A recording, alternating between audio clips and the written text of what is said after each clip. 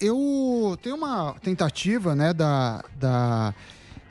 do seu pai ter feito uma delação, foi negado, mas nessa tentativa, né, pelo menos segundo a Folha de São Paulo, ele disse que tinha 120 políticos envolvidos e ele disse ele ter arrecadado 270 milhões em um período de 5 anos para repartir com correligionários e aliados, sendo 70% de Caixa 2. Tem uma declaração dessa na Folha de São Paulo.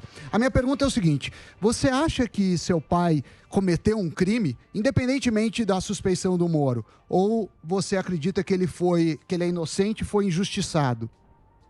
Bom, vamos lá. Primeiro, com relação à parte da delação, o que se fala de delação premiada, inclusive muito provavelmente deve estar neste contexto, porque ele mesmo fala disso quando ele dá a entrevista para a Folha de São Paulo recentemente, quando o Joesley grava o ex-presidente Michel Temer, acima desse contexto, para esclarecer este fato, o meu pai autoriza com que os advogados permitam uma conversa ali naquele momento, justamente para mostrar e para deixar claro que não existia, porque a gravação do Joesley no ex-presidente Michel envolve uma compra de silêncio de Eduardo Cunha para que ele não fizesse delação. Fato este que não existia. Eduardo Cunha não estava fazendo e ali ele conversa, ele autoriza os advogados a conversarem justamente para que esta parte seja esclarecida. Então, essa é a primeira ponta. Eu vou te pedir, gentilmente, Sam, se você puder responder a segunda parte, se eu acho que meu pai cometeu um crime, foi isso?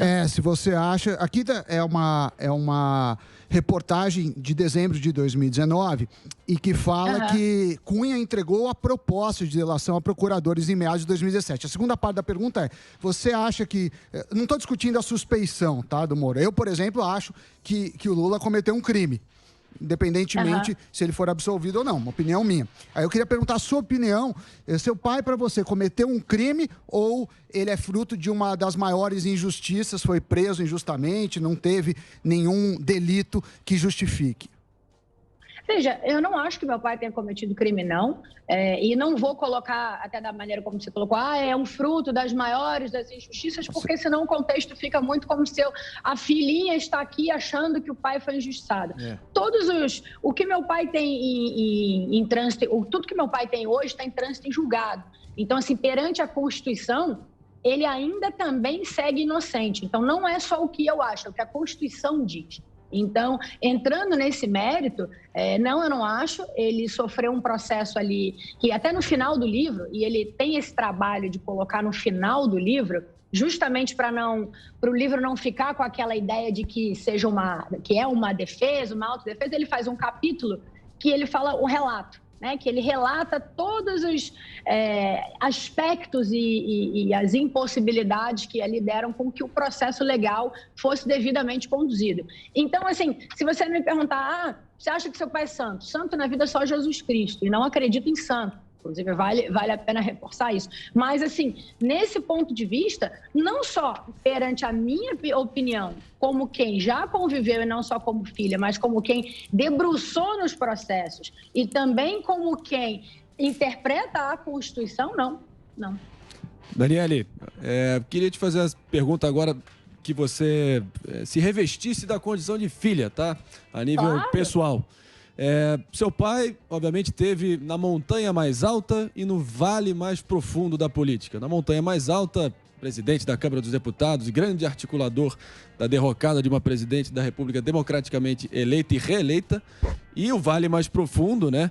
15 anos e 4 meses de prisão, a condenação pelos crimes de corrupção passiva, lavagem de dinheiro e evasão de divisas. Recentemente, o STF reforçou, né, a prisão dele, né? Não abriu mão. O que é uma preventiva.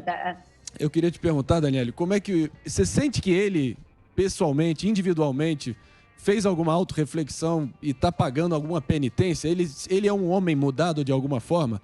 Ele acha que ele errou? Você sente que ele está fazendo um esforço para talvez fazer um exame de consciência e querer melhorar?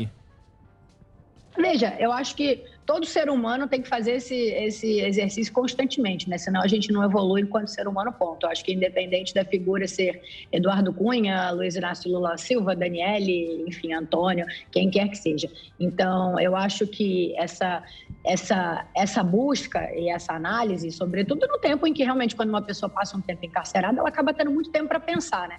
Então, isso sem sombra de dúvida. Mas eu volto a te dizer, essa reflexão e uma eventual melhora enquanto ser humano, ela independe de uma questão de uma condenação que ainda não está transitada e julgada. Então, assim, se entrar em mérito do que tem ali perante contra Eduardo Cunha, você pode ter eventualmente você tem uma não declaração, uma evasão de divisa acerca de um dinheiro o qual ele tem há mais de 30 anos, comprovadamente. Então, fruto de sua carreira anterior. Então, assim, sim, realmente, olhando para o lado, Eduardo Cunha é um homem mudado, certamente, quando você vê de tudo na política, você está no apogeu, você cai, você vê uma mudança de cenário, isso é um motivo de profunda reflexão, sem sombra de dúvida. Agora, essa reflexão, ela é inerente ela não tem correlação com o processo, ela tem correlação com o momento e com o que ele passa e vive, né, sem dúvida.